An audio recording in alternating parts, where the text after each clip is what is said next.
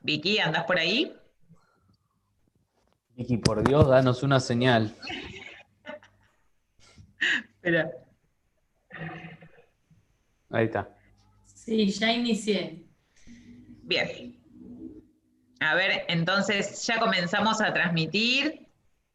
Vamos a comenzar en unos segundos entonces. Estamos dando inicio al taller de género. Se están sumando ahora en la sala de Zoom.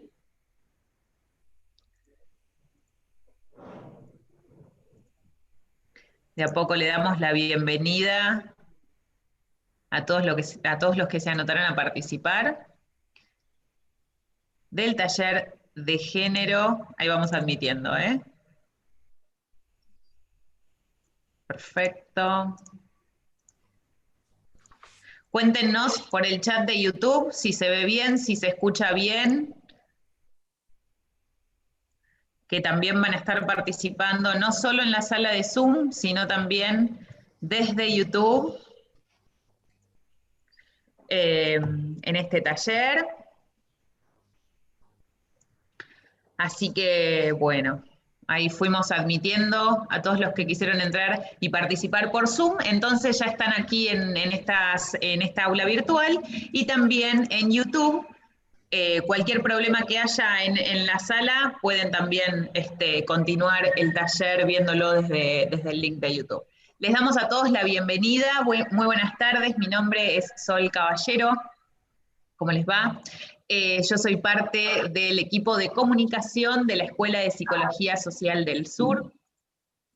Estos talleres los hacemos, como saben, desde que comenzó la pandemia, como una manera de estar también cerca, de poder generar conversaciones, abarcar los diferentes temas que antes lo hacíamos en la presencialidad, hoy lo hacemos desde, desde la virtualidad, pero para seguir cerca.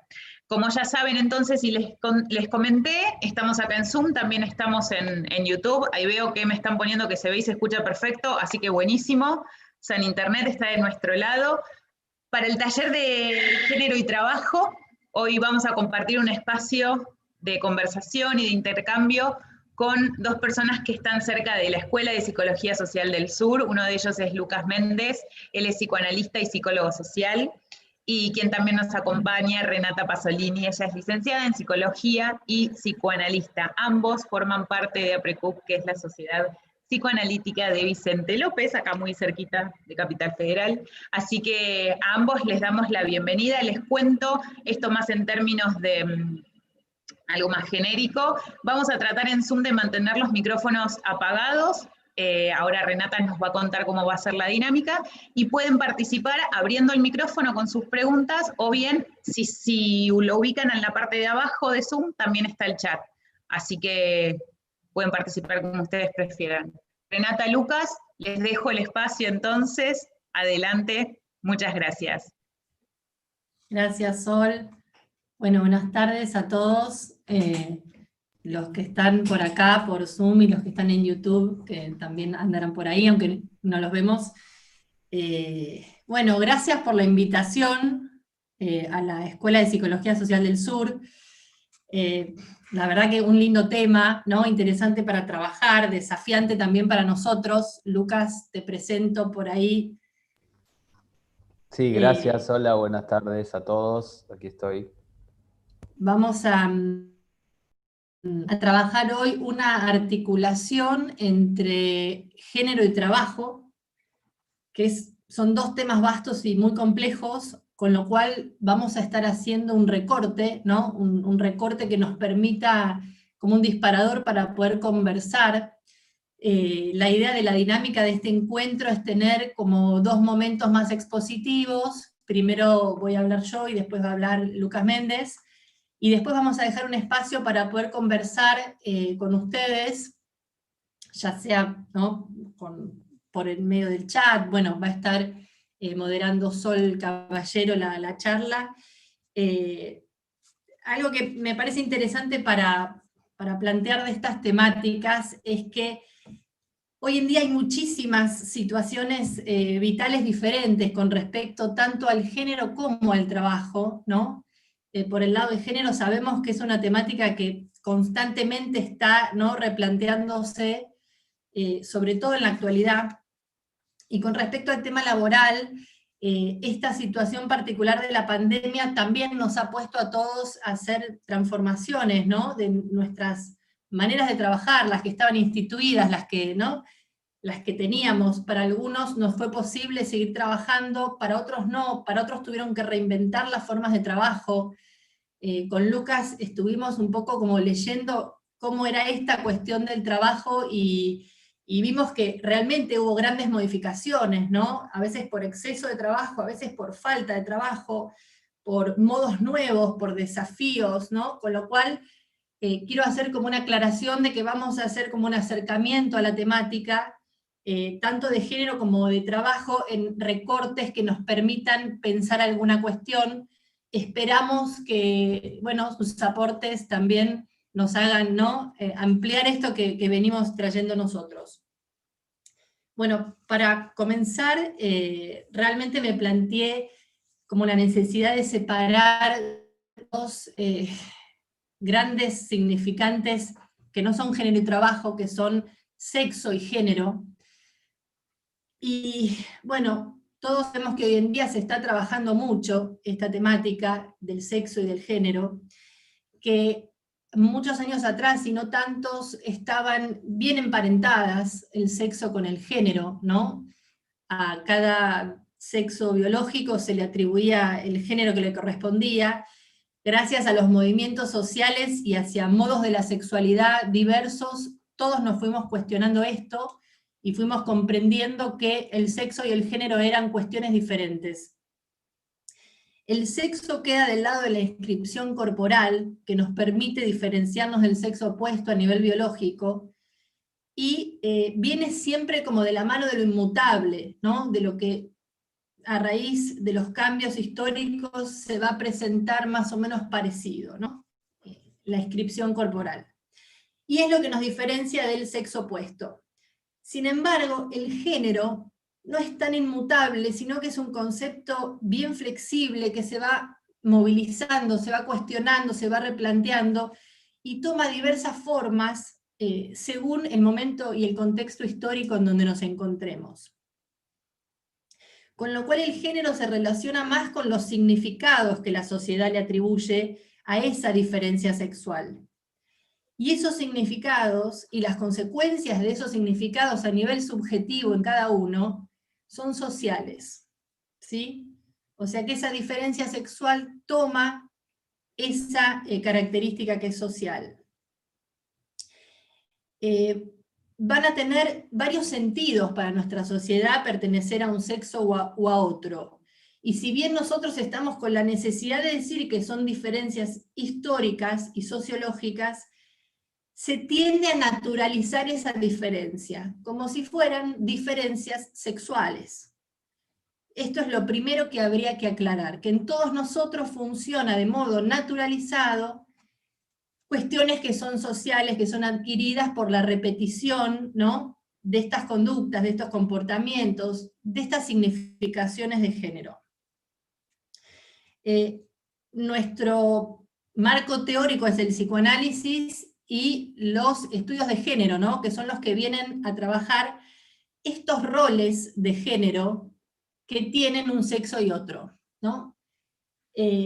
Históricamente a la mujer se le ha dado un rol particular que está más ligado a lo doméstico, sobre todo a partir de la familia moderna, lo maternal y lo conyugal. Mientras que al hombre se le han dado otros roles, se le han adjudicado otros roles que tienen más que ver con el proveer, ser proveedor, ser protector y ser preñador. Nuestra identidad se ha basado, ¿no?, históricamente en estos roles adquiridos. Si uno hiciera un raconto, ¿no?, en la historia, vería que en algún otro momento los roles y las adjudicaciones sociales fueron otras. Por lo tanto, lo que hoy nos parecen categorías universales, en otro momento no lo fueron, ¿no? Digamos, en algún momento el rol principal de la mujer quizá no fue maternal, pero luego, a raíz de la modernidad, pasa a ser un rol fundamental. Entonces, digo, esta adjudicación de roles va generando ideas como de lo universal,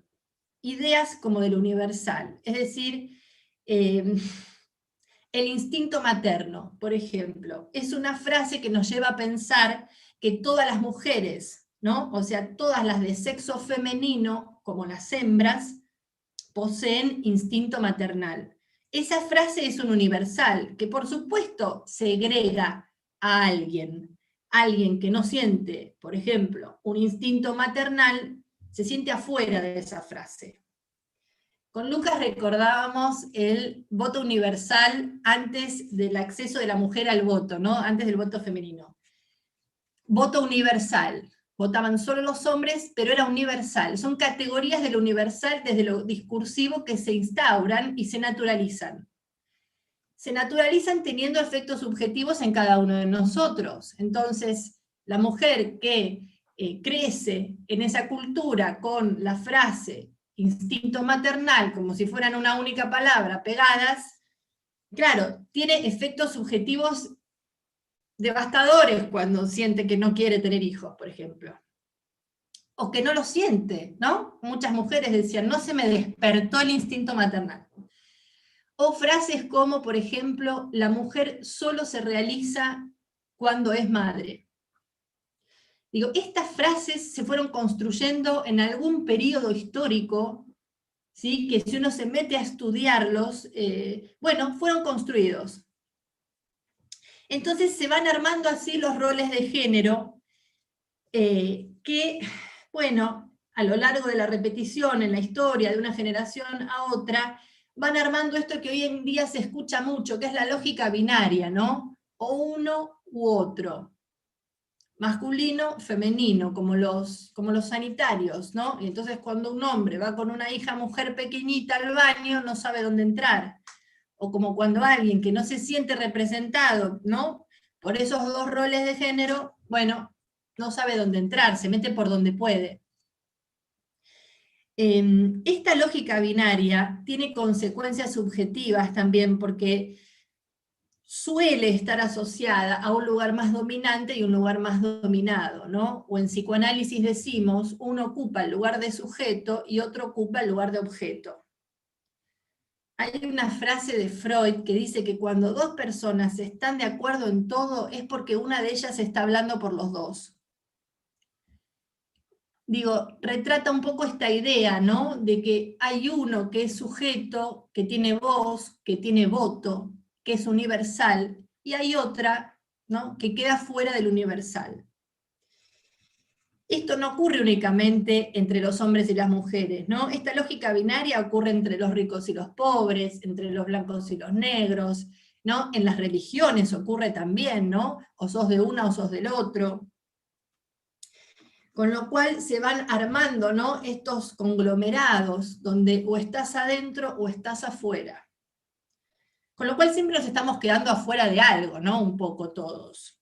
Eso es lo tremendo de lo universal, que cada vez que generamos una categoría de lo universal, estamos segregando a alguien. Cada vez que hablamos, incluso hoy nosotros, con la intención de querer incluir, ¿no? También estamos dejando afuera minorías o grupos o personas, o gente que no se siente representada, ¿no? Entonces digo, cada vez que armamos un universal, estamos segregando a alguien. Por lo tanto, el discurso en sí mismo segrega. Tiene consecuencias, por eso es importante poder cuestionárselo.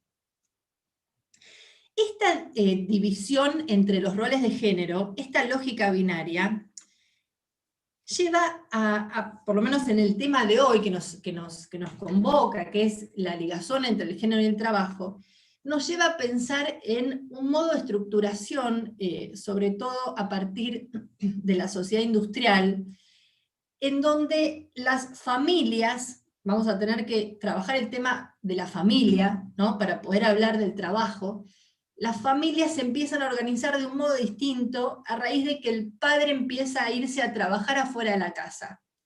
Ustedes saben que en las sociedades preindustriales, agrícolas, ganaderas, textiles, trabajaban todos juntos en la casa, cada uno tenía una función, los hijos, ¿no? La mujer, había un trabajo organizado de todos en la casa. No había tampoco la división que hay hoy en día, en donde los niños no trabajan, ¿no? El trabajo infantil no estaba tan regularizado como hoy en día. El padre era el jefe de la familia, había una división del trabajo, pero estaba claro, ¿no?, qué lugar ocupaba cada quien. La esposa era como uno más de los que se sometían al mando del jefe de la familia. Lo que ocurre en la sociedad industrial es que esto empieza a cambiar, los hombres empiezan a salir a trabajar afuera de la casa, y también ocurre otra cuestión que veníamos conversando con Lucas, que es interesante, que es que las sociedades empiezan a plantearse el cuidado de la población, porque la población era escasa, no la cuidaban, a los niños no los cuidaban, los criaban otros, no había el lazo afectivo, ¿no?, paterno-filial, materno-filial que hay hoy en día, con lo cual había una mortalidad infantil muy alta, y los que sobrevivían a veces no entraban en vínculo con los padres. El hijo mayor, varón, por supuesto, cuando esto ocurría, era más valorado, ¿no? Los otros a veces eran dados, las niñas a los conventos, ¿no? Digo, había como otro entramado familiar, pero es interesante cómo también empieza a haber un cuidado de la población, porque se necesita que aumente la población también, que era escasa. Y hay algo que algunos autores le llaman la revolución sentimental, donde empieza a estar un armado familiar ligado al amor entre los cónyuges, que antes no existía, ¿no? Antes de la sociedad industrial había otro armado de las familias, en donde, digamos, el matrimonio era importante para las familias pudientes, los nobles, la aristocracia, no para, ¿no?, los de las castas más bajas, pero esto después se empieza como a popularizar, se hace más masivo, y se empieza como a armar la idea de una familia que esté ligada por el amor, que se elija la pareja, ¿sí?, por amor, por pasión. Esto empezó a traer otro tipo de consecuencias, como por ejemplo la duración del matrimonio, ¿no? Digamos, cuando no se planteaba el amor entre la pareja, había mucho que se pasaba por alto en este sentido, en esta dirección, pero cuando empieza el amor a ser un núcleo, ¿no?, un ordenador de la familia, que también pasa a ser la relación madre-hijo, ¿no?, un núcleo de la familia, lo que ocurre es que, claro, las parejas que siempre habían durado para toda la vida, porque se casaban por los bienes, por la dote, por las tierras, o para guardar la herencia, la progenie, las tierras, ¿no? Lo que ocurre es que empieza a haber un conflicto, porque la pasión y el amor, por supuesto, todos sabemos que puede, ¿no?, terminar rápidamente, puede acabarse. Entonces, empieza a haber conflictos de pareja, ¿no? Empieza a haber esta pareja más moderna que se plantea cuestiones de la subjetividad, de qué me pasa, qué siento, lo sentimental. Por supuesto que empieza a también estar asociada la cuestión de la fidelidad sobre la mujer. Siempre sabemos que la condena que ha recaído, ¿no?, fue mucho mayor, pero también porque la fidelidad de la mujer era realmente mucho más importante para preservar esta cuestión que mencionamos recién de la herencia, ¿no?, los hijos, el capital. Con lo cual va cambiando, ¿no?, el tipo de relación entre las parejas, se transforma en monogámica, heterosexual, todas las otras sexualidades más diversas que no se encuadraban en este modelo pasan a ser como sexualidades periféricas, dice Foucault, ¿no? Con lo cual pasa a ser como un ordenador de la sexualidad, porque también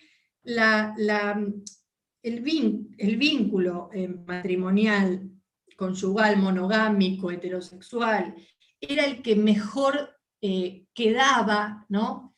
Esto lo dice Foucault en los 80, estaría bueno preguntarnos si hoy es vigente esto que estoy diciendo, era para el avance, ¿no?, del capitalismo incipiente, era el mejor formato de familia, ¿no? Un hombre que tuviera una esposa fiel que lo apoyara, que estuvieran, ¿no?, juntos, no una sexualidad periférica, inestable, ¿no? Esta fue la revolución que decíamos sentimental, ¿no? Se le impone a los hombres y a las mujeres la fidelidad y el amor. Empieza a existir, dice Freud en esta época, una doble moral sexual, ¿no? Donde la infidelidad del hombre es aceptada, mejor aceptada que la de la mujer. En las mujeres era condenada la infidelidad. Si bien hoy en día sabemos que ha cambiado algo, sabemos que esto no tiene todavía vestigios, ¿no? Recordábamos con Lucas esta sentencia del fiscal que fue tan renombrada, ¿no?, que tuvo tantos efectos en los medios, que dice que una violación en manada fue un desahogo sexual, y cómo el término desahogo, ¿no?, lleva a pensar, pobre el hombre que estaba ahogado y que necesitaba, ¿no? Digamos, sabemos que hay algo de esto que... Bueno, ejemplos, todos deben estar pensando un montón, ¿no? Las jovencitas víctimas de violación, cuando escuchamos que deben afrontar el embarazo y se le hace un baby shower aunque tengan 10 años, digo, hay vestigios de esto, ¿no? Este es el modelo familiar que se instaura en la modernidad, donde decíamos que todas las otras formas de la sexualidad quedan reprimidas, y esta, que es la que se impone, por supuesto, para garantizar la procreación, la supervivencia de la especie, y también en relación al trabajo. Era la familia la que mejor se acomodaba para que el hombre pudiera ir a trabajar, y empieza a aparecer una frase que es hogar, dulce hogar, que todos la conocemos, quizá la hemos dicho en algún momento, que es una frase que también está muy ligada a un sujeto masculino, porque el que vuelve al hogar es el hombre, el que dice hogar, dulce hogar, después de un día ajetreado de trabajo, es el hombre. No sabemos qué decía la esposa ahí cuando llegaba él, pero se instaura esa frase como la idea de volver de afuera y que te esperen en tu casa tu mujer y tus hijos. Antes no era así, antes estaban todos ahí, ¿no? Digamos, empieza esta división sexual del trabajo a profundizarse. El hombre es el que toma el terreno de lo público, de lo político, ¿no? El que sale afuera, y la mujer se queda en lo doméstico. Esto, si lo pensamos en relación a lo subjetivo, tiene muchísimos efectos, ¿no? Porque pensemos en una persona que está en la casa y que también puede salir a trabajar, más allá de que por supuesto también puede haber situaciones muy adversas para esa persona, encuentra diversos vínculos en donde reconocerse, diversos vínculos en donde ser reconocido, ¿no? En el trabajo, quizá puede ser reconocido por algo que hizo bien, quizá puede ser hacerse amigos, ¿no? Distraerse, el bar, ¿no? Hay países donde todos los que salen del trabajo se van al bar y se quedan un montón de horas en el bar. Los países del norte, ¿no? En el norte de Europa sabemos que ocurre, ¿no?, mucho esto.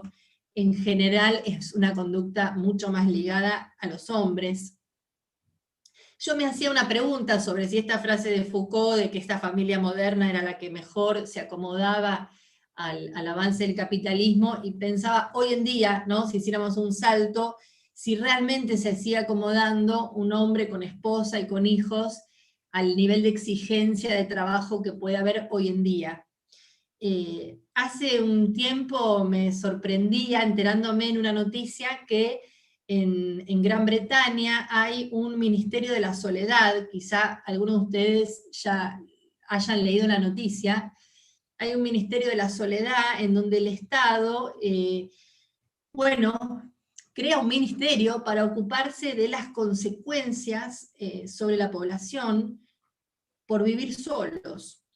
O sea, uno también puede observar que en el avance del capitalismo, en el neoliberalismo, hay, ¿no?, muchísima gente que elige vivir sola, y que esto también tiene efectos subjetivos, ¿no? Así como en algún momento Foucault habla en 1980, esto que les cuento, uno podría pensar 40 años después, ¿no?, quizá lo que se está fomentando ya hoy día sea otra cosa. Con respecto a lo laboral, ¿no?, para contrarrestar los efectos nocivos que tiene la vida en soledad. Bueno, en esta familia moderna de la que hablamos, a partir, ¿no?, de la sociedad industrial, la maternidad ha sido el eje principal de subordinación social de las mujeres. La relación materno-filial se transforma en el núcleo de la familia, y el hombre que sale a trabajar es el proveedor, es el preñador, ¿no?, es el protector, pero también se arman escenas cotidianas de madres e hijos sin padre, ¿no? No sé si ustedes recuerdan, hay varias películas, a mí me viene la película de Las Horas, a lo mejor alguno de ustedes la recuerda, donde sí, ella, ¿no?, en soledad con el niñito, afrontando una depresión fuerte, ¿no?, haciendo la tortita de cumpleaños, cumpliendo con todos, ¿no?, las exigencias de la época para las mujeres. Este tipo de formato familiar se extiende más o menos hasta los 60, ¿no? Me parece que la película, el personaje que les comento está más o menos citado, ubicado en esa época. Con lo cual es interesante ver cómo se va imponiendo el modelo de la maternidad como eje de subordinación, pero también como ideal para la mujer. El ser esposa y madre en ese momento era el máximo ideal de la mujer. Por supuesto que hay excepciones, por supuesto que hay mujeres que fueron científicas, ¿no?, que rompieron con estos moldes y que se animaron a tener otros ideales, pero la gran mayoría de la población, ¿no?, se identifica con estas maneras más tradicionales, en donde ser la esposa de ese hombre era lo que le daba el estatus social. Sabemos que también le daba el apellido y le daba un montón de otras cosas, ¿no? Pero esta división sexual del trabajo y esta cuestión que decíamos de los ideales femeninos generan una fuerte dependencia para con la relación conyugal, ¿no? Digamos, él depende de ella depende de él, y se arma una relación exigida entre ambos que pretende ser para toda la vida, pero que además se tienen que amar. Sabemos que había movimientos feministas, las sufragistas, ¿no? Digo, sabemos que había mujeres que iban en otras líneas. Estamos mencionando, ¿no?, lo que en su mayoría ocurría. La mujer empieza a pujar por entrar al mercado laboral, también hay más oferta, ¿no? A medida que avanza la industrialización hay más oferta, pero en la medida que la mujer avanza hacia lo laboral, también hay una especie de contradicción con aquello que le daba estatus, con aquello que se habían conformado como los ideales femeninos. Yo recuerdo haber escuchado de mujeres grandes que cuando, por ejemplo, tuvieron la posibilidad de ir a votar acá en la Argentina, no lo hicieron porque como ellas iban a ir a votar, ¿no? ¿Cómo iban a ir a votar? Sí, era como casi un insulto para su esposo, porque con el voto de ella alcanzaba, ¿no? ¿Qué se pretendía con esto? Entendemos que están las mujeres sufragistas también, pero también estaba esta otra, ¿no?, ideología muy arraigada. Entonces, la aspiración de las mujeres al mercado laboral remunerado, hasta ahora el trabajo de las mujeres no era remunerado, es el camino que entienden las va a llevar a una especie de paridad. Pero el imperativo del cuidado para con los hijos, para con el marido, para con lo doméstico, para con la casa, no se relajó con el ingreso, ¿no?, escalonado que se fue haciendo de las mujeres al mercado laboral. Con lo cual, el arreglo empieza a ser injusto, ¿no? Porque la mujer tiene, por esa ilusión, ¿no? de poder entrar a ese mundo que hasta ese momento solo era de los hombres, tiene que pagar con esa doble jornada laboral, ¿no? En donde va a trabajar y después vuelve a la casa y sigue trabajando. Y uno podría pensar hoy en día que las escuelas están cerradas, triple jornada laboral sería hoy, triple jornada laboral para una misma persona. Entonces, podríamos pensar que no hay mucha paridad, ¿no? Digamos, sale a trabajar, vuelve, sigue trabajando, el trabajo afuera de la casa es remunerado, adentro de la casa no es remunerado, y en general tampoco es reconocido, porque como estuvo por mucho tiempo naturalizado, en general, digamos, la escena se marca, se señala cuando está mal, cuando la mujer se olvidó de algo. Digamos, cuando no puso la sal sobre la mesa y el marido busca la sal, ¿y dónde está la sal? ¿No? Digamos, hay un trabajo que no solo no es reconocido, tampoco remunerado, sino que cuando falla es señalado como tal, ¿no? Digamos, por eso las mujeres somos tan perfeccionistas a veces, ¿no? Porque sabemos que por todos lados nos están apuntando, ¿no? No nos podemos olvidar ni la sal. Digo la sal, perdón, porque atendí a una paciente en un momento que daba este ejemplo. El marido volvía al mediodía de trabajar, una pareja grande, ¿no? De un vínculo muy tradicional como este que les comento. Ella solo trabajaba para la familia, muy dedicada, y él llegaba y mientras pasaba por delante de la mesa que estaba puesta, iba al baño a lavarse las manos, decía lo que faltaba en la mesa. Faltaba la sal, ¿no? Entonces, después de como 35 años de matrimonio, un día ella dio vuelta a la mesa y se fue por los aires, la sal y la comida y los platos, y ahí se separaron. Pero hasta ese momento que ella ya no soportó más, él pasaba todos los medios y decía, te falta la sal, falta el aceite, falta la servilleta, ¿no? Y ella no decía nada. Entonces decimos que este arreglo es injusto. Podemos traer un montón de ejemplos, yo sé que cada uno de ustedes está pensando alguno, ¿no? Y entendemos que estuvo muy naturalizada la cosa, porque las mujeres con la cría y con los hijos, y el vínculo con los hijos, y el hombre era el que trabajaba y el que tenía la fuerza física, y entonces el hombre salía, ¿no? Salía a cazar cuando la mujer se quedaba en la casa. Digo, entiendo que estuvo repartido así, pero también uno se pregunta por qué se naturalizó tanto por parte de quienes se llevaban como la peor parte, ¿no? Porque uno piensa, bueno, el hombre salía a trabajar, puede que no se diera cuenta de lo que vivía la mujer, pero ¿por qué las mujeres negamos tanto tiempo esto? Si uno tuviera que ensayar alguna hipótesis sobre esto, siempre nos lleva como para el lado del amor, ¿no? Como algún ideal del amor, algún ideal de paridad en el amor, quizá puede hacer que neguemos, ¿no?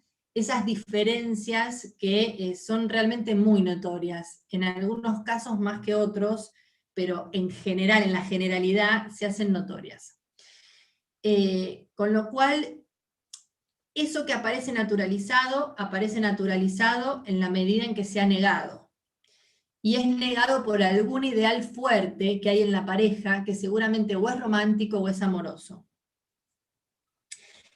La ley de teletrabajo que se sancionó el último mes, que va a entrar en vigencia 90 días después de que se termine la pandemia, toma en cuenta esta función de las mujeres en general, que estuvo asociada a los cuidados indiscriminados. Cuidar a los chicos, cuidar a los viejos, cuidar a los enfermos, muchas veces sin ninguna, ¿no? Sin ninguna paga, o una paga baja, ¿no? Esta ley toma en cuenta los cuidados. A mí eso me pareció muy interesante, porque en general las leyes no se meten tan adentro del hogar, ¿no? Muchas veces se dice que como en general las leyes han sido siempre hechas por hombres, se miraba, ¿no? Con la mirada del hombre, como la frase esta, hogar, dulce hogar, que solo la puede pronunciar el que llega al hogar, ¿no?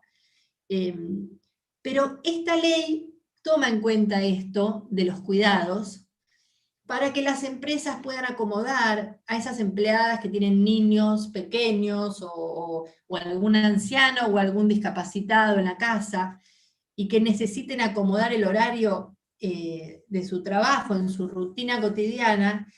Y es interesante cómo los abogados de las empresas lo primero que salieron a decir es que iba a desalentar la contratación de mujeres, ¿no? Fue lo primero que dijeron. Porque claro, ¿cómo iba a ser que entonces las mujeres digo, estas son las cuestiones interesantes para pensar cómo las políticas públicas tienen que poder acompañar estos cambios, ¿no? Digamos, tiene que haber políticas que permitan tomar en cuenta, no negando, sino reconociendo estos roles que están invisibilizados, como el del cuidado, ¿no? Estos que comentamos de la relación de la madre con el hijo. Todos sabemos que las licencias por maternidad son muy extensas en las mujeres en algunos casos, ¿no? Si bien por ley son 3 meses, muchas mujeres se toman 6 meses más sin goce de sueldo porque necesitan, por la organización familiar, pasar tiempo con sus hijos. Y si no tengo mal entendido, creo que los hombres tienen 3 días de licencia. ¿3? Sí. Ahí me dice Lourdes que son 3. Entonces, digo, hay otros países más desarrollados que van unos pasitos más adelante con esto, algunos países nórdicos quizá, en donde está más equiparada la licencia por maternidad, con lo cual pasa a ser licencia también por paternidad, empieza a ser nombrada la paternidad, que en relación a los hijos, no sé si fue muy estudiada hasta ahora como la maternidad, ¿no? Las madres han sido siempre las grandes culpables de todo lo que le pasa a los hijos, porque han sido las grandes responsables de los hijos. No sé si ustedes recuerdan, hay una película de Woody Allen que la madre la persigue en una nube, lo persigue a él en una nube, ¿no? Diciéndole cosas. La figura materna, ¿no? Persecutoria, tóxica.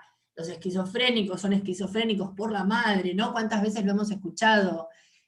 Digo, hay una responsabilidad grande de la figura materna, y uno, si se pone a pensar en cómo se armó la familia en esta sociedad industrial, también es porque el padre quedó un poco afuera a raíz de este trabajo, ¿no? Fuera de la casa, tan volcado hacia el mundo masculino, ¿no? Que también, por supuesto, sufre esta exigencia, ¿no? De ser el proveedor. También hay consecuencias subjetivas sobre el padre cuando solo se puede tomar 3 días de licencia. Cuando al tipo se le revolucionó la vida, porque tuvo un hijo, y a las 72 horas tiene que estar en una tabla de Excel escribiendo numeritos. Hay una violencia para con la mujer y hay una violencia también para con el hombre. Lo que pasa que, por supuesto, que la mujer está sobrecargada de una forma que nos es mucho más evidente. Lévi-Strauss dice que, 1950, que la división sexual del trabajo, esta de la que venimos hablando, es un producto cultural para provocar la dependencia de los sexos. Esta tendencia que fue tan notoria en las sociedades industriales, hoy en día se va como diluyendo, ¿no? Las mujeres ingresaron mucho más al mercado laboral. Podemos ver cómo la crianza de los hijos es mucho más compartida hoy en día que hace varias décadas atrás, en algunas familias muchísimo más que en otras. Igualmente hay trabajos que quedan ligados a lo femenino que siguen siendo trabajos subvaluados. A veces a los hombres les cuesta quedar en esos lugares. Les recomiendo la serie Borgen o Borgen, para los que no la vieron, trabaja mucho esta cuestión de qué pasa cuando es el hombre el que tiene que acompañar a una mujer que es primera ministra, ¿no? Cómo hay consecuencias subjetivas serias sobre quedar en un lugar feminizado o subvaluado.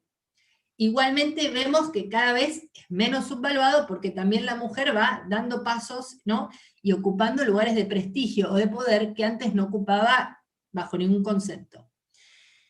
Entonces, quería como traerles una idea como de diversas formas del armado de las parejas que quizás se observan un poco más. Una es esta tradicional que mencionábamos, ¿no? El hombre claramente, ¿no?, en el lugar de proveedor, la mujer en una dependencia, ambos, ¿no?, en una gran dependencia. Todos conocemos historias en donde el hombre en la casa, algún abuelo, ¿no?, no sabía hacer absolutamente nada, ¿no? Nada. Ayer me contaba alguien de una mujer que le hacía la valija, le elegía la comida, ¿no? Digamos, el hombre era quizá brillante en el negocio, en lo que hacía, en el trabajo, o se desempeñaba bien, y adentro de la casa, ¿no?, parecía un discapacitado, no podía hacer nada doméstico. Digamos, estas familias o estas parejas más tradicionales tienen a la mujer con ese ideal de esposa y madre, de cuidadora, ¿no?, del cuidado de lo doméstico, y mantienen esa división sexual del trabajo bien profundizada, bien, ¿no?, bien armada. Esto lo traigo para poder pensar qué pasa hoy con estas situaciones que vivimos, en donde ambos quedan en la casa trabajando en muchos casos, tienen que compartir tareas que están muy feminizadas para algunas familias, como por ejemplo estas más tradicionales, y en qué lugar puede quedar cada uno, y qué consecuencias subjetivas puede tener para cada uno esto de ocupar estos roles. El hogar dulce hogar del que hablábamos también era un lugar en donde la mujer se sentía la reina de la casa, con lo cual en las formas de pareja más tradicionales es muy probable que la madre o la mujer tampoco quiera hacer una gran concesión, ¿no?, del terreno que le es propio. Por supuesto que están las mujeres que quieren salir a trabajar y que tienen, ¿no?, repudio por lo doméstico, pero también están esas otras que dicen, este es mi lugar, yo me lo gané, es mío, mis hijos, mi casa. Por eso en general los hijos parece que son de la madre, y las casas parecen que son de la madre, ¿no? Digo, se arma en lo tradicional también esta dinámica. También hay otro tipo de parejas más innovadoras, donde ya los dos trabajan, el sostén de la economía es de ambos, lo cual esto es un gran paso, porque ya la mujer no se siente totalmente por fuera de la participación de lo económico, ¿no?, de las decisiones, con todo lo que esto implica en lo que hace al poder, ¿no?, en la relación de pareja. De hecho, hay muchas mujeres que incluso trabajando consideran que su dinero es solo para ella y sus gastos, porque, claro, ocurre que si ellas realmente aportaran y compartieran, él no sería tan proveedor. Y entonces esto trae a veces como un desbalance también en el erotismo en la pareja, porque quizás ella necesita ese proveedor, ¿no? Digo, también ocurre esto. Mi dinero es para mis gastos, ¿no? ¿Y por qué no aportás vos también? ¿Por qué no te empoderás vos también? Y porque lo dejaría él subvaluado. Y yo necesito verlo potente. Entonces, también hay cuestiones, ¿no?, que se arman ahí como de pasos que pedimos a veces que el hombre dé, ¿no?, que se deconstruya, que se cuestione, pero que del otro lado, ¿no?, también se necesita de construir esos lugares que están como grabados a fuego, ¿no? Lo que uno vio en sus madres, en sus abuelas, en sus tías, en la época en la que nació, en las mujeres, en las madres de los amigos. Es toda una, ¿no?, toda una época en la que uno se crió. En estas parejas más innovadoras, el ideal materno sigue vigente, incluso aunque se comparta el poderío en lo económico y los dos salgan a trabajar, con lo cual también ocurre estos conflictos, ¿no?, donde de pronto una mujer profesional, cuando se embaraza y tiene un hijo, tal vez deja la profesión, o toma licencias muy largas y se desactualiza, queda como por fuera, ¿no?, y ya le parece que solo está metida en un discurso maternal, no tanto un discurso, por ejemplo, empresarial, o en la tarea que hacía, ¿no?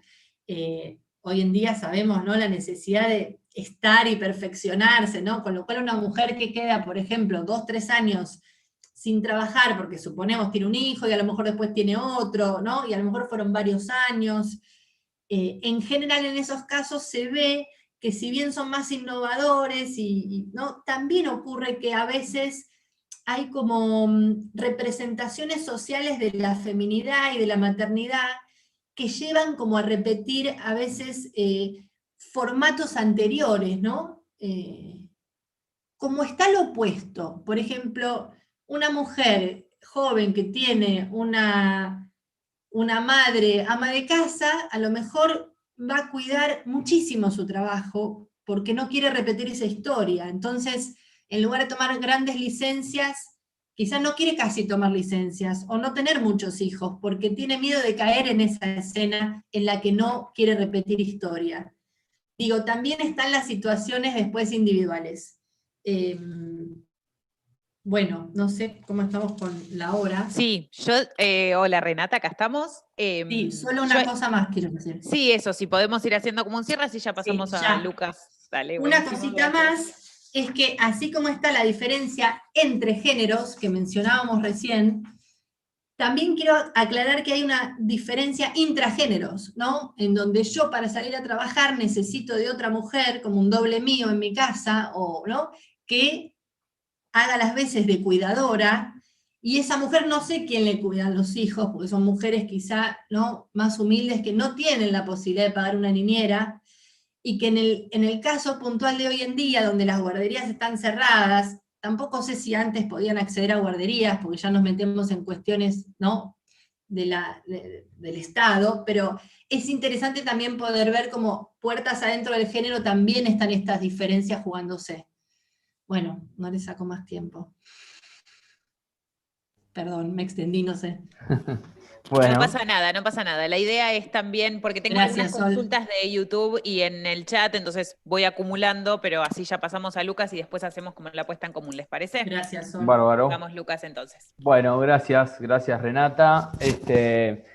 Bueno, gracias a todos los presentes por estar. La idea un poco es aportar a lo que Renata viene trabajando y viene contándonos, así que, bueno, empezar a pensar esto de la división sexual del trabajo, de qué manera se dio, ¿no? ¿Por qué es como se dio? ¿Por qué se dio de esa manera? ¿Qué es lo que determinó que lo doméstico y los cuidados quedaran del lado femenino y el salir a trabajar fuera de la casa quedaran contemplados como en una exclusividad del lado de los varones, ¿no? Si bien estas reflexiones nosotros las analizamos desde el psicoanálisis, como contaba Renata al principio, también hay una necesidad de estudiar el atravesamiento social a través de este conjunto de prácticas y de ideas que terminan conformando lo que llamamos las representaciones sociales y que dan sentido a estas conductas que después tienen impacto en la subjetividad de las personas. Un poco la idea también es ver qué pasa del lado de los varones con todo esto, ¿no? Entonces, como indicaba Renata también, a los varones se les exige de alguna manera socialmente que sea protector, que sea proveedor y que sea preñador. Esos son los tres imperativos sociales que marcan al hombre, al varón, a la hora de significarse como tal. Pero también hay una serie de estudios que hablan de que todo esto comienza a transitarse a partir de entender las características físicas del varón, por ejemplo, mayor tamaño, mayor fuerza, mayor, mayor aptitud física justamente para la fuerza.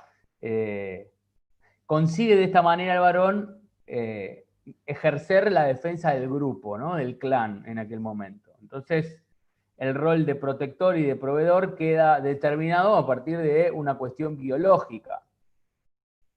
También, algo que sucede, empiezo a pensar todo esto como para entender por qué queda, como les decía al principio, de un lado y del otro la cuestión de los cuidados del lado femenino, la cuestión de salir fuera de lo doméstico del lado masculino, ¿no? Entonces, también se empieza a considerar que el aporte que hace la mujer, el aporte de la mujer a la reproducción, es mucho mayor que la del hombre, con lo cual se piensa que no sería adaptativo arriesgar la vida de las hembras en una cuestión de defensa del territorio o de lucha, ¿no? Esta división de actividades en lo concerniente a la mujer ha sido considerada en términos de responsabilidad biológica y moral.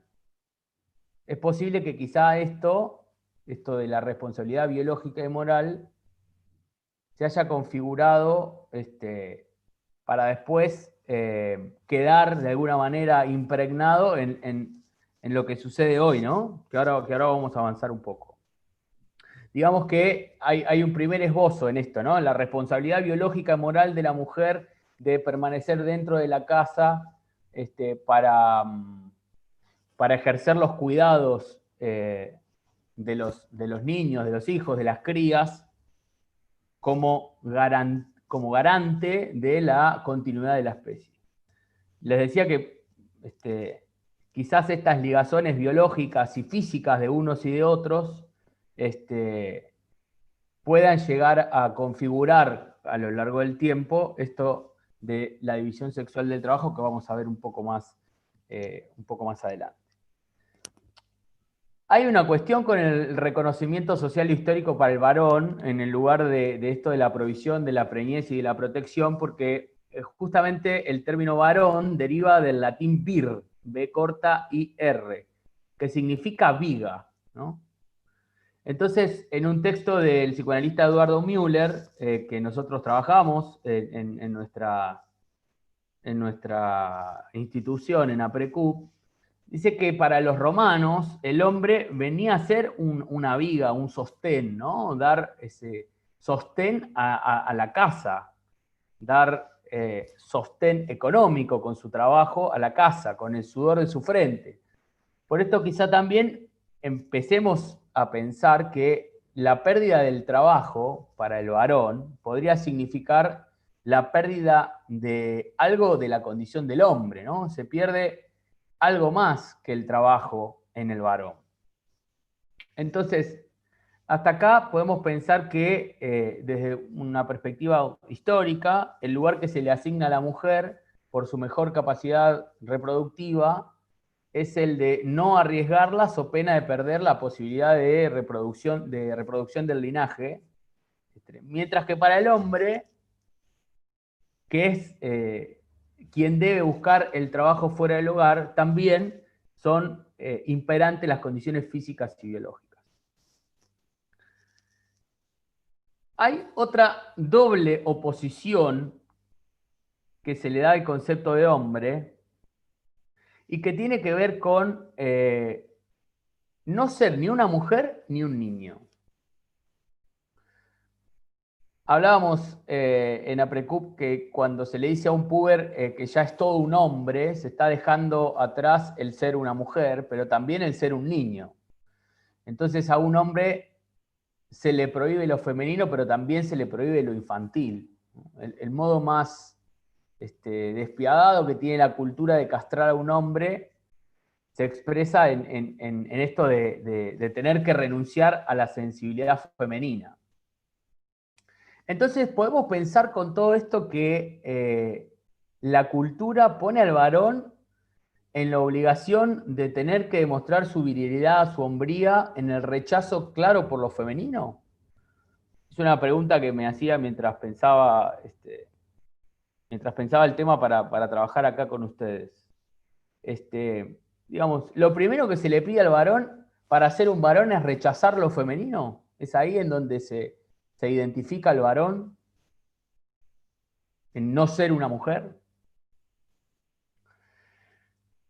Son preguntas que quedan abiertas para pensar, ¿no? Pero me quise meter un poco más ahora del lado de la mujer para pensar la relación histórica en nuestro país entre la mujer y el trabajo. Trabajé sobre una serie de estudios y de datos de censos nacionales y municipales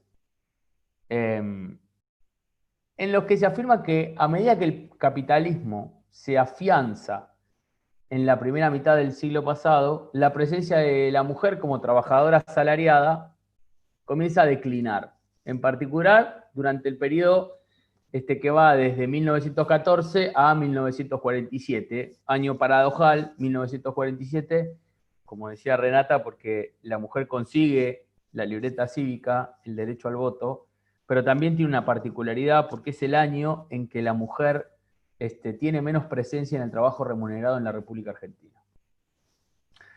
En este sentido,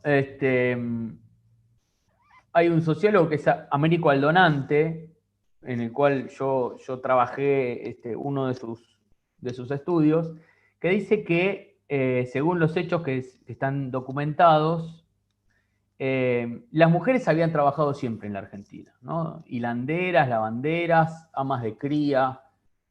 Había también algunas muy pocas mujeres en puestos que tenían que ver con algunos lugares gerenciales. Digamos también que en la Argentina, según la estadística, de cada 10 personas que trabajan, 4 son mujeres. Si pensamos en los números así fríamente, el 40% de las personas que trabajan son mujeres, pero un muy, muy escaso porcentaje tienen acceso a posiciones gerenciales y de directorio. Digamos que la situación laboral en la sociedad respecto de la mujer, de las mujeres que trabajan en el país, este 40% que yo mencionaba recién, adquieren cierta contradicción cuando se piensa desde la división sexual del trabajo. Se entiende, como hablaba Renata, por división sexual del trabajo, a la segregación de los trabajos remunerados que se realizan, o mejor dicho, que realizan hombres y mujeres, fuera de la casa y que están divididos en función al sexo biológico de cada persona. Entonces, encontramos también que en esta división va cambiando con el tiempo, pasan por distintas épocas, por distintos momentos, pero que a partir de la división sexual del trabajo, se puede evidenciar un alto impacto respecto de la valoración desigual del trabajo de unos y de otras como consecuencia de la desigualdad social y la jerarquización. Hay algo que es, en este sentido, lo más preocupante, que las mujeres trabajadoras en igualdad de condiciones que un varón cobran hoy, en la República Argentina, un 30% menos que el varón. La pregunta es ¿por qué? Sí. Digo, abro esta pregunta para cuando ustedes tengan que preguntar y podamos construir algo en conjunto. A ver si se les ocurre por qué. Continuando un poco con el análisis histórico, surge a partir de la investigación que realizamos que las condiciones del afianzamiento del capitalismo a principios del siglo pasado, las migraciones que se producen del campo a la ciudad y la industrialización inminente en nuestro país en ese momento, recordemos, principios del siglo pasado, favorecieron a la incorporación de la mujer en los trabajos en la ciudad. Reclutaban, de alguna manera, a la mayor cantidad de gente posible. Ahora, pasa algo que esta industrialización se da especialmente en el sector de la carne, porque es Argentina el país encargado de proveer de este alimento, de la carne, a otros países del mundo que se encontraban en el periodo entre guerras. Entonces,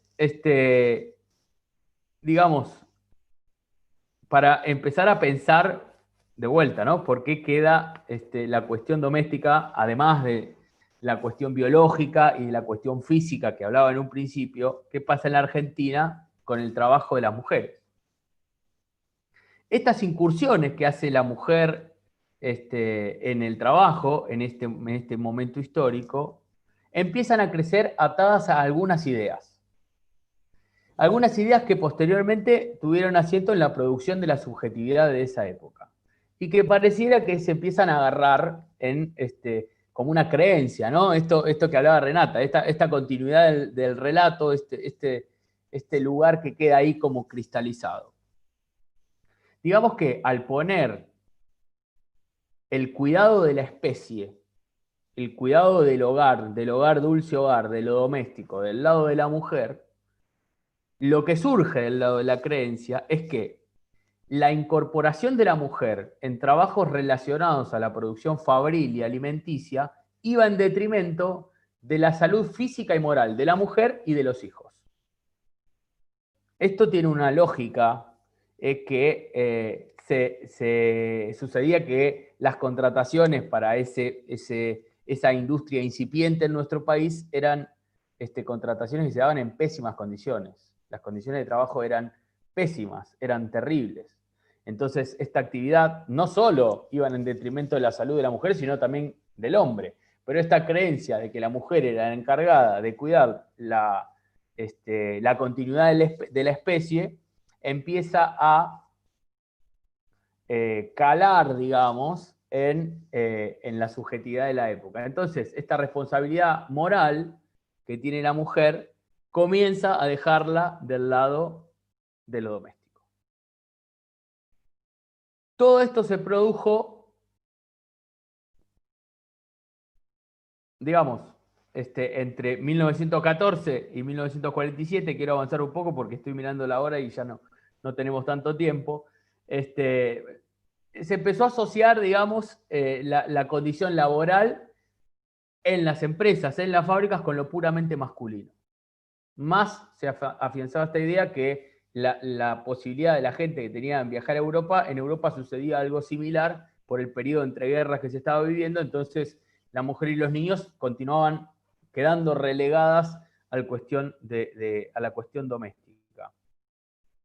En la Argentina, como les decía hoy, para esa altura, el año 1947 es el momento, el periodo histórico que registra menor participación de las mujeres en los trabajos remunerados. Es una situación que nos plantea esta paradoja, ¿no? El momento de más o de mejor concreción en cuanto a derechos para la mujer que haya tenido esta tan baja participación en el trabajo remunerado, ¿no? Mar del Plata, yo soy de Mar del Plata, también indagué un poco qué pasaba con el trabajo de la mujer para ese momento en la ciudad de Mar del Plata.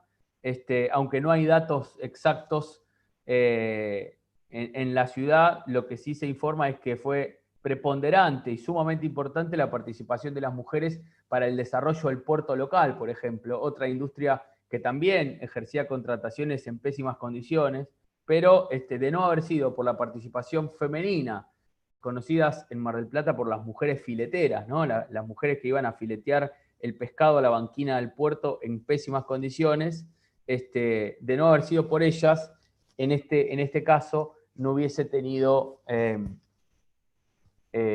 expansión la actividad en nuestra localidad. Digamos un poco que este trabajo que yo les cuento, en el que estuve investigando, sostiene que la incorporación de la mujer a los trabajos en la historia de nuestro país tuvo picos que fueron en periodos de crisis. No obstante, en las últimas décadas, a pesar de los logros, hay un estancamiento, según los datos, en la continuidad de la incorporación de las mujeres y también de los varones en trabajos asalariados. Hay un punto de quiebre que se da a partir de la sanción de la ley del divorcio, que es cuando la mujer también se vuelca muchísimo más a la consecución de los trabajos remunerados. Hay una situación que traigo expresa especialmente, que tiene que ver con la segregación vertical y horizontal de la mujer en el trabajo. Como dijimos, las peculiaridades de la división sexual de trabajo están íntimamente relacionadas con la expansión del sistema capitalista, y esto se debe a que hay, de alguna manera, se comprenden pautas culturales pretendidas como naturales, como decía Renata, la división sexual del trabajo es algo que se comprendió como una cuestión natural, y también la división sexual del trabajo,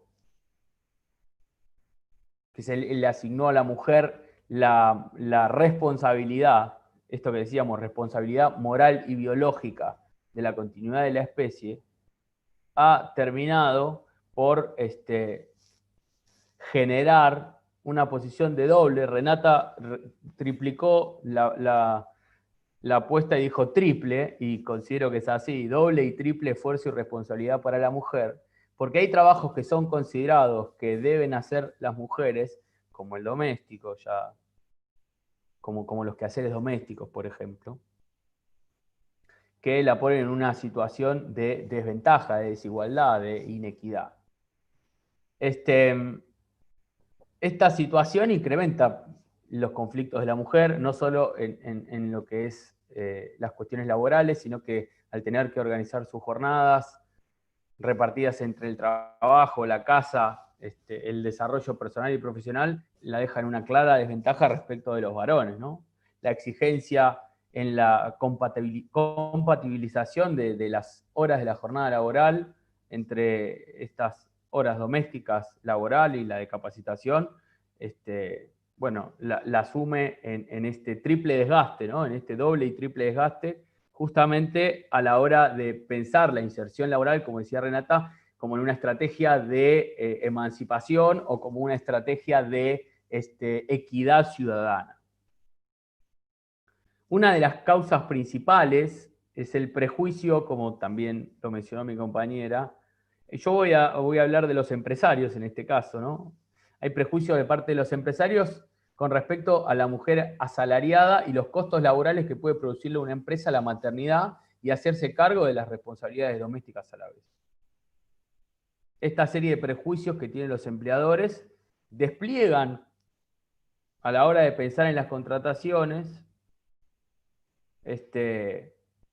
Bueno, Renata hablaba de la ley del teletrabajo, ¿no? Yo tengo algunos puntos para pensar que me hicieron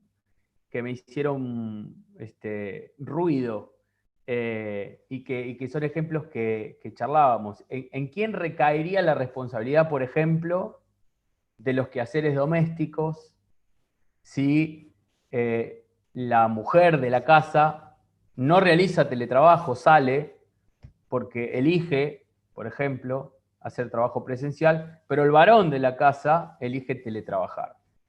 ¿En quién recaería la responsabilidad de sostener los quehaceres domésticos?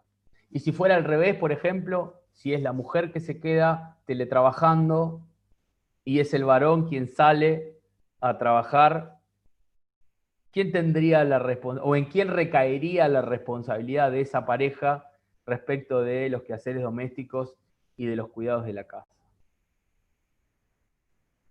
Esto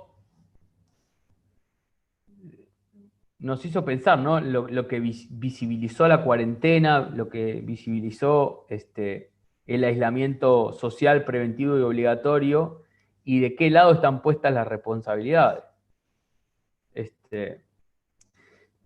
Por último, porque ya estoy viendo, he acortado mucho lo que tenía para decir, pero algo más que me resulta importante es, pensando en la segregación vertical y horizontal de la mujer en el trabajo, la segregación horizontal significa que las mujeres se concentran en ciertos sectores de la actividad y en ciertas ocupaciones que, como decíamos, son consideradas naturales de la mujer, esto lo digo encomillado, por supuesto, mientras que la segregación vertical supone el reparto desigual entre hombres y mujeres dentro de la escala jerárquica. Digamos, algo que también se nos ocurría pensar es que no solamente existe una desigualdad en términos cuantitativos, en términos de por qué la mujer gana un 30% menos en el puesto de trabajo que un varón, y por qué muy poco porcentaje de mujeres con participación en empleos remunerados forman parte de gerencias o de directorios, sino también esto de la doble y triple jornada laboral nos deja un espacio para pensar que la participación o el incremento de participación que tuvo la mujer en los trabajos remunerados a lo largo del siglo pasado y de este siglo, de lo que va de este siglo, el incremento de la participación en los trabajos remunerados no estuvo en consonancia con el incremento de los varones en los trabajos de los quehaceres domésticos. Fue mucho menor el incremento, fue mucho menor la cantidad de varones que comenzaron a hacerse cargo de los cuidados de los hijos y de los quehaceres domésticos. Pero hay una diferencia muy grande entre las mujeres que pudieron hacerse en la participación de los trabajos asalariados, con lo cual acá tiene asidero lo de la triple jornada laboral, que se incrementa más allá de la doble jornada laboral, porque hay más mujeres trabajando, pero no hay más hombres haciéndose cargo de los quehaceres domésticos. Digamos que la segregación de la que venimos hablando no debe comprenderse solamente en términos cuantitativos, sino también pensar los cualitativos. Cuestión que no es posible comprender si no se consideran estas categorías determinantes de las relaciones sociales y de las relaciones laborales, como el género, la clase, la edad, por ejemplo, ¿no? Bueno, y pensar cómo atraviesa todo esto, cómo nos atraviesa hoy a todos nosotros que estamos. Voy a dejar acá porque tengo algunas cosas más, pero vamos a pasarnos mucho solo, así que vamos a abrir al debate. Por ahí, ¿no? Por el tiempo me gustaría igual retomar un poco las preguntas porque surgieron varias cuestiones, tanto a medida que hablaba Renata como hablabas vos en YouTube y en Zoom, y quiero como un poco englobar algunas resonancias y les cuento lo que se está comentando. Entonces, me gustaría volver un poco a la idea que comentaba Renata del hogar dulce hogar. Carolina nos decía tan fuerte la frase sobre el hogar dulce que recibe al hombre y lo premia. Pienso, ¿quién premia a tantas mujeres invisibilizadas entre tanto quehacer doméstico? ¿Alguien se pregunta si para ellas el hogar es tan acogedor como se ve o se cree? En ese sentido, Mariana nos decía también un trabajo totalmente invisibilizado que se hace, entre comillas, por amor. Y Vanessa estaba de acuerdo y decía, sí, actualmente se mezcla mucho todo en la casa, el trabajo con las cosas del hogar, y quizás cada uno no puede tener su espacio. ¿Se pierde la individualidad de la pareja? Nos decía. No sé si alguien quiere retomar estas resonancias. Está bueno lo último, todo lo que dicen, y acá también lo que están escribiendo, intenté decir algo, ¿no? Pero es interesante lo que dice de la pareja, porque uno intenta como rescatar todo el tiempo a la pareja de este entramado de exigencias, pero realmente hay que estar muy atentos, ¿no? O sea, con las antenitas paradas constantemente para que algo de esto no se pierda, porque lo de la triple jornada laboral, digamos, no es tan metafórico, ¿no? Uno podría preguntarse en qué espacio, cuando hay que hacer de maestra, hay que, ¿no?, ordenar la casa, trabajar, actualizarse, estudiar, sostener vínculos familiares, aunque sea de forma virtual. Digo, podemos seguir pensando, ¿no? Para algunas mujeres incluso salir a trabajar o ver cómo se las arreglan en un momento así donde no hay trabajo para muchas familias. Digo, a veces la pareja queda relegada, ¿no? Con las consecuencias subjetivas que esto tiene, y también en lo individual de cada uno, ¿no? Porque el amor en la pareja también sigue siendo un ideal para muchos de los que forman una familia hoy en día. De hecho, ¿no?, es gran parte del sentido que hace que dos personas formen una familia. Entiendo que muchas veces es el deseo de tener hijos, pero en muchos casos es por amor, con lo cual cuando no queda ese espacio, muchas veces para el hombre es más difícil que para la mujer, que encuentra como el refugio en los hijos en muchas ocasiones. Esto es lo que yo escucho, ¿no? La mujer sufre esa falta que hay en relación a la pareja, pero muchas veces se refugia en el cariño, ¿no?, en lo amoroso con los hijos, y el hombre quizá más necesitado de ese reconocimiento, ¿no?, que todos sabemos que para el hombre el reconocimiento es un tema central, ¿no? Muchas veces no lo puede recibir de la persona que desea, porque es la que se está ocupando de todo esto que decimos que no sabemos cómo hacemos, ¿no? Con lo cual es complejo, porque se generan o se agregan estas complejidades también de que el hombre no está siendo reconocido, que también trabaja, también, ¿no? Hace sus cosas. Y después nos reíamos un poco con Lucas de que está tan naturalizado para la mujer el tema de la casa, que hace muchísimas cosas que nadie se entera. Sin embargo, el hombre cuando hace una, saca el parlante y avisa, ¿no? Hice la cama, puse la mesa, ¿no? Es como, perdón, pido perdón a los hombres que están escuchando, pero seriamente lo digo, ¿no? También el reconocimiento de la tarea del hombre, como está sobrevalorado el hombre por sobre la mujer, también cuando hace algo en la casa, Claro. realmente pareciera que tiene más valor en ese vínculo entre los dos. Porque cuando hablamos de género, no hablamos del género femenino o del género masculino, hablamos de la relación entre los géneros. Ujú. Bueno, no sé si Lucas quiere decir algo. No, sí, en realidad me quedé pensando en esto de la responsabilidad moral y biológica, ¿no? La mujer no tiene el reconocimiento porque quizás se considere como una responsabilidad absoluta, Claro. ¿no? Y que haya quedado del lado que haya quedado naturalizado en ese sentido, bueno, le quita la cuestión remunerativa del trabajo dentro de la casa. Lo Cosa hace que no porque le pasa con el gusta. varón. Claro, lo hace porque lo tiene que hacer, que es peor, ¿no? Lo hace porque lo tiene que hacer, es su deber. ¿No? Queda ahí, queda como Por eso cristalizado ahí. la frase desahogo sexual, perdón, pero es una frase que me disonó mucho en los oídos, desahogo sexual nos manda a ese mismo lugar naturalizado, ¿no? En donde si el hombre tiene una necesidad sexual, el hecho de desahogarse en la mujer, ¿no? Digo, ahí está considerada absolutamente en ese significante ¿no? de lo jurídico como un objeto natural, ¿no? Que solo está hecho para complacer al hombre, como Eva con Adán. Digamos, Claro. volvemos ahí. Sí, Claro. la objetivización completa de la mujer. Quería también ampliar un poco más, irnos a lo que había hablado Lucas con respecto a la mujer y el trabajo.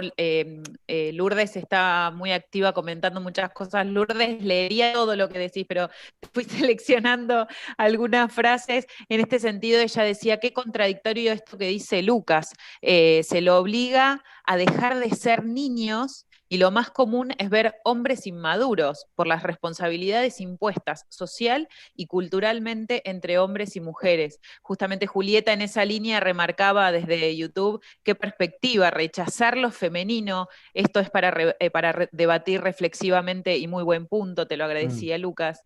Judith también un poco en esa línea decía, no solo a nivel laboral se da la menor participación femenina, sino también en lo político. Lo vemos en la desigualdad de los puestos o elección política, porque las mujeres no votan por las mujeres. Si fuera así, nos Claro. aventura Judith, si fuera así, la mayoría de los puestos políticos serían de mujeres. ¿Qué opinan al respecto? Hay algo que yo quiero agregar a lo que decía Lourdes y la otra compañera que no me acuerdo del nombre. Hay una frase de Rita Segato en su trabajo de género que es muy extenso y muy recomendable. Rita Segato dice que las primeras víctimas del patriarcado somos los varones.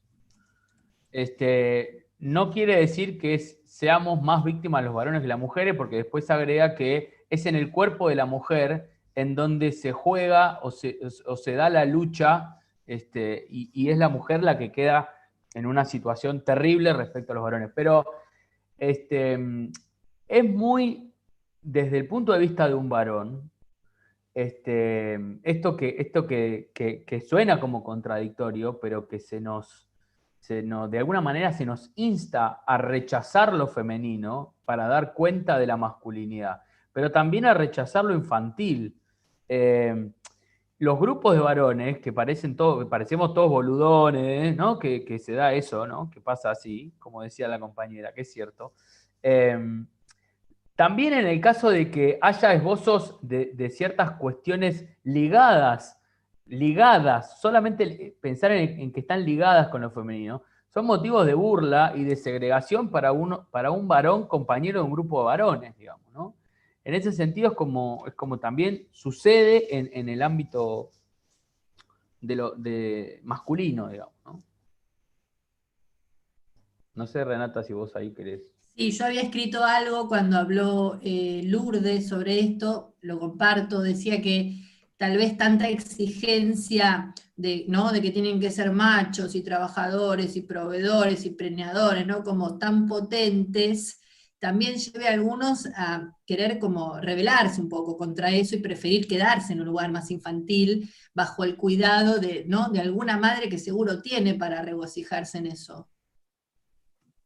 Y en línea con eso, Mariana nos suma desde YouTube que lo que dicen se anuda un poco con esto de qué es ser un hombre, entonces, ¿no? ¿Por qué no es reconocido por aquello que hace? ¿Por qué queda con gusto a poco, tal vez? La mujer ya no lo mira con esa admiración o reconocimiento que él espera. Entonces, ¿qué hombre es? Nos pregunta Mariana. Es una muy buena pregunta. Este, no sé qué es ser un hombre en términos patriarcales, bueno, esto que decíamos, ¿no? Fundamentalmente el rechazo por lo femenino. Este, es así como se identifica, como el hombre gana identificación desde la masculinidad. Eh, Después hay una posición que tiene que ver con el privilegio, ¿no? Este, porque el hombre tiene mucho más privilegios que las mujeres. Si vamos a hablar del trabajo concretamente, que es el tema que hoy nos convoca, bueno, los privilegios que tienen los que tenemos, los varones respecto de las mujeres en las cuestiones laborales son notorios, son visibles, están de manifiesto. En este último tiempo se empiezan a poner de manifiesto y se empieza a luchar por toda esta cuestión de equidad. Pero, pero bueno, me parece que hay mucho por recorrer respecto, sobre todo los varones, ¿no? Tenemos muchísimo camino por recorrer.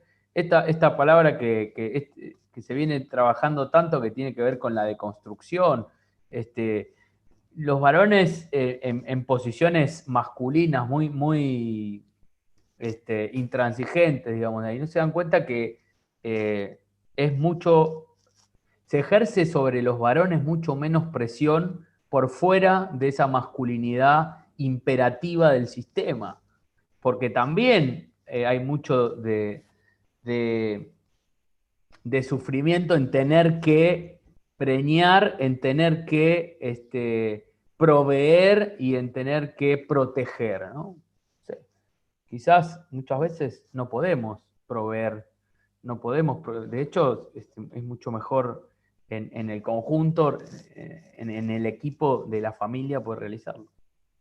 Acá nos dice Marisa en YouTube, yo creo que para hablar de género, esperen que se me van las preguntas para arriba, yo creo que para hablar de género falta toda la mirada de todos los géneros, es un discurso muy heteronormativo y binario aún. Uh-huh. ¿Qué tanto los incluimos? Estás muteada, Renata, estás muteada. Estás muteada, te veo hablando, sí. Perdón, perdón. No, que le estaba contestando a alguien que decía lo mismo. Sí, lo que pasa que es una charla inicial, comentaba acá por escrito, que como está tan ligada al trabajo, y el trabajo está muy ligado a la división sexual, ¿no? del trabajo Binario. justamente, por los roles de género, realmente era necesario para nosotros entrar por acá a la charla, que son como, ¿no? los grandes ordenadores, por eso yo hice una aclaración al inicio de la charla, ¿no? que hay muchas otras formas diferentes, no solo de la sexualidad, sino también de la identidad de género, también de las formas de trabajo, ¿no? No hablamos mucho de, por ejemplo, los sectores más bajos, estamos haciendo sobre todo hincapié en sectores medios, en gente que tiene trabajo, en cómo se reparte ¿no? el trabajo en una pareja en donde los dos trabajan. Es un recorte, la realidad es mucho más compleja, más vasta, y como decía en el inicio de la conversación, en la medida en que avanza el tiempo, cada vez más, incluso vamos aprendiendo, ¿no? todas las formas de la subjetividad y de la sexualidad que se van armando, ¿no? Ese colectivo LGTBQ, ¿no? I plus A se agrega ahora. Nosotros tomábamos de Irene Meller la idea de que la H de heterosexual ojalá se agregue también a ese listado de minorías y ¿no? de colectivos de la sexualidad. por ahora no ha sido así y fue necesario hacer un recorrido histórico de cómo ha sido. Me parece importante para pensar desde dónde partimos y después ir agregando todo esto otro. Bien. Tenemos una mirada quizás distinta en YouTube. Nos dice Mónica, el rol de hombre y la mujer y las tareas del hogar ya viene resuelto hoy, a mi entender. Las generaciones nuevas no tienen ese prejuicio ni mandatos. Patricia le comentaba, yo también pienso que las generaciones nuevas no tienen este tipo de mandatos. ¿Hay algo que viene con esta nueva generación que trae esta desconstrucción tan necesaria? ¿Qué Sí, opinan? hablábamos el otro día con Renata Sí. mientras preparábamos justamente esto. Mi hijo, por ejemplo, que tiene 13 años, viene y me cuenta, papá, fulanita de tal es bisexual, pero así como muy al pasar y como muy, como una situación muy común, ¿no? Entonces, a partir de eso, nada, pensábamos esto del ya viene resuelto de la compañera, no sé si viene resuelto, quizás hayan dado un paso más y todavía se tenga que seguir caminando, armando todo ese derrotero, ¿no? Pero da la sensación como que hay una cuestión que avanzó, algo pasó. Dale, Renata. No, que me dan ganas de decir algo que nos pasó a nosotros en nuestra generación. Yo tengo 42 años. Somos los hijos de los primeros 90. matrimonios que se divorciaban, ¿no? Digamos, esto no tiene que ver con la identidad de género, sí, pero con cambios de época.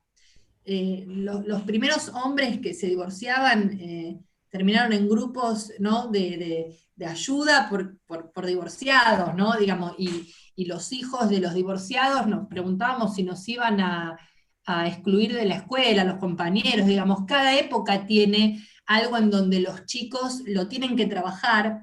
No creo que venga resuelto porque es un tema social, pero en algún momento habrá sido la homosexualidad, ¿no? En cada momento hay situaciones de mucha complejidad en lo social que a cada generación le toca resolver desde muy chiquitos. Yo recuerdo lo de la ley del divorcio porque justamente yo tenía unos pocos años cuando salió y era todo un tema, ¿no? Las familias católicas no querían que sus hijos fueran amigos de otras familias que tenían padres que se habían divorciado. Eh, claro que se va trabajando, ¿no? Y hoy en día un chico a lo mejor que nació y sus padres se separaron cuando tenía 6 meses de edad, va a poder decir, ¿no? De esa situación vital que quizá para otros fue traumática, seguramente la ubica de una manera, la lleva mejor, eh, con mayor salud mental con el tema, ¿no? Traigo lo del divorcio porque no tenía que ver con la identidad de género, pero igualmente son temas que hacen a la subjetividad y a la identidad de cada uno. Pero sí, yo pongo siempre el ejemplo de un pacientito que con 19 años llega a la primera y dice, yo ya estoy deconstruido. O, por ejemplo, pacientes mujeres de 20 años que hablan con lenguaje inclusivo, y yo como analista no sé si cuando me dice que salió con una amiga y terminó en la cama, habla de una chica o de un varón. Y no lo puedo saber. Y eso lleva a que nosotros los profesionales también tengamos que acomodar la escucha a ese discurso, a esas nuevas maneras del amor, de las relaciones, ¿no? Que son igual de sanas o igual de enfermas que cualquier otra relación, que eso Claro. ya lo sabemos, ¿no? Digamos, no hay ni más enfermedad ni más salud en algún tipo de vínculo. Esto pasa por otro lado. Lamento que el horario no nos permita extendernos, ¿no? Mucho más, pero sí, claro que sí, que estamos todos incluidos. Yo creo que como primer paso me parece que fue un abrir la puerta. Desde la Escuela de Psicología Social, estos conversatorios, estos talleres, estas formas de abrir, intercambiar, siempre creemos que es un primer paso hacia la construcción colectiva. Así que desde nuestro lugar, desde la escuela, les agradecemos tanto a Lucas como a Renata por haber traído esta propuesta que es súper interesante. Me encantaría poder hacer como una segunda instancia. Queda muchísimo por hablar, muchos comentarios, mucho por decir, entonces me parece que es un tema muy vasto para poder, ya los comprometo en vivo, no sé si se están dando cuenta. Bueno, aceptamos el compromiso. Una segunda instancia, la verdad es que me encantaría volver a tenerlos. A todos los que participaron, tanto en YouTube como en Zoom, les agradezco un montón el interés. Un viernes a esta hora, que todavía haya tanta gente conectada, la verdad es que se nota que es un tema que la gente quiere conectarse y hablar y es necesario compartir. Así que a todos les agradezco muchísimo. Les cuento que la charla queda grabada, va a ser compartida en las redes sociales de la escuela, tanto en Facebook de la escuela, también se lo voy a compartir a Lucas y a Renata por si lo quieren compartir en las redes de APRECUP, y las puertas de la escuela están siempre abiertas para todos, así que los esperamos pronto. Gracias Lucas, gracias Renata. Gracias a todos ustedes. Gracias a todos y muy interesantes los aportes de ustedes también. Gracias. Gracias, muchas gracias. Genial, gracias por haber participado, gracias a todos, nos estamos en contacto, que tengan buena semana, cuídense mucho, ¿ok? Gracias, un abrazo a todos. Gracias.